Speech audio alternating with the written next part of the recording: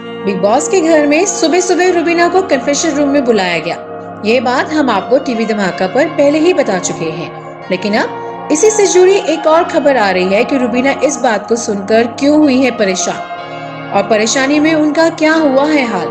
लेकिन अगर आपने हमारे चैनल को सब्सक्राइब नहीं किया तो बिग बॉस की ऐसी ही धमाकेदार खबरों के लिए टीवी धमाका को सब्सक्राइब करना ना भूलें। सुबह सुबह बिग बॉस ने रुबीना को कन्फेशन रूम में बुलाया, जिसके बाद उनसे ये बात कही गई कि सुनो रुबीना, तुम्हें जो है सलमान खान फटकार ना लगाए ऐसा नहीं हो सकता, क्योंकि कुछ ऐसी चीजें हुई है जिसको लेकर आपको फटकार जरूर पड़ेगी। रुबीना यह बात सुनकर उसी समय रोने लगी, लेकिन मैं जैसे ही बाहर आई तो अचानक से बेहोश हो गई। जी हाँ, रुबीना दिलेक की तबीयत जो है सुबह सुबह बिगड़ गई और वे अचानक ही सारी बातें सुनकर बेहोश हो गई। उन्हें इस बात पर विश्वास नहीं हो रहा था कि हर बार की तरह इस बार भी उन्हें फटकार पड़ेगी।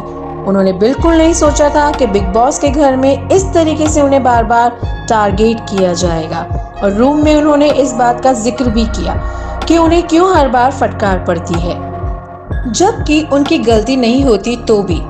लेकिन जब उन्हें बताया गया कि नहीं, राखी सावंत पर पानी फेंकना आपकी गलती थी, तो आपको डांट सुननी ही पड़ेगी। इसी बात से रुबीना परेशान हो गई और जैसे ही वो बाहर आई रोने लगी, और उसी दौरान जो है उन्हें चक्कर आए और वो चक्कर खाकर बेहोश हो गई। एक बात तो तय है कि रुबीना इस बात को लेकर अक्सर परेशान देखी गई है।